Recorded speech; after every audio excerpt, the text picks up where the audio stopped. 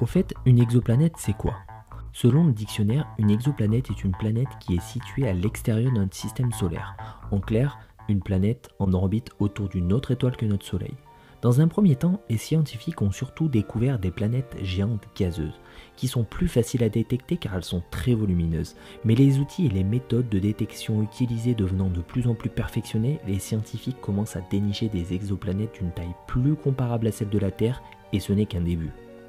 L'histoire commence en 1995 avec une découverte, celle de 51 Pégasi b, qui appartient à la catégorie des Jupiters chauds, un petit nom pour une grande trouvaille, car c'est la première exoplanète. Il y a encore peu, trouver des planètes hors de notre système solaire était jugé comme très peu probable, mais cela n'a pas empêché Geoffrey Marcy, dans les années 80-90, de se lancer dans la recherche de ces mondes extrasolaires. Autant dire que les scientifiques qui se consacraient à cette tâche étaient marginaux à cette époque, mais cela ne l'a pas découragé.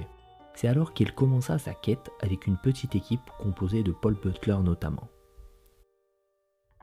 Avec les télescopes des années 80, il était facile d'observer des étoiles, parce que ce sont de très gros objets lumineux, mais observer une planète qui tourne autour de cette étoile avec littéralement un projecteur en plein dans les yeux s'avère une tâche très difficile. Il a donc fallu faire preuve d'ingéniosité.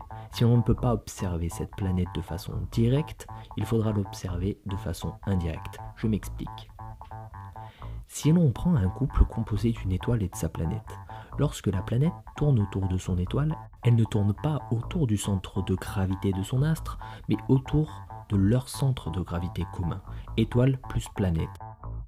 Alors évidemment, l'étoile est vraiment très massive comparée à sa planète. C'est pourquoi ce centre de gravité est très proche de l'étoile. L'étoile décrit littéralement un petit orbite elle aussi.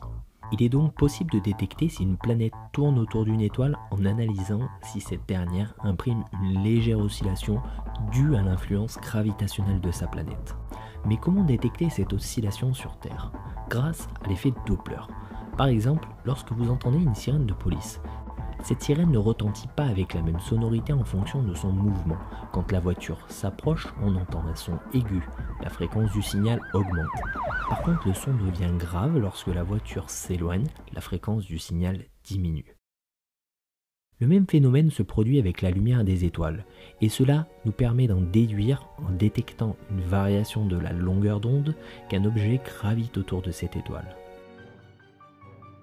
Plus précisément, une onde électromagnétique, de la lumière en bref, est caractérisée par sa longueur d'onde et son amplitude.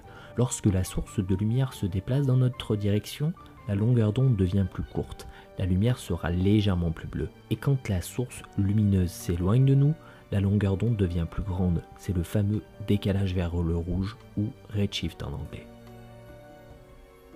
Et en 1995, c'est la consécration. Deux astronomes suisses, Michel Mayor et Didier Queloz, découvrent pour la première fois une planète gazeuse géante autour d'une étoile, 51 Pégase. Cette trouvaille est ensuite confirmée par Geoffrey Marcy et son équipe. La première planète extrasolaire était découverte et elle sera nommée 51 Pégase b. Et bien d'autres ont suivi par la suite, puisqu'aujourd'hui on compte exactement 1787 exoplanètes découvertes et leur nombre est en constante augmentation. Si tu as aimé, n'hésite pas à partager la vidéo et si tu veux, abonne-toi.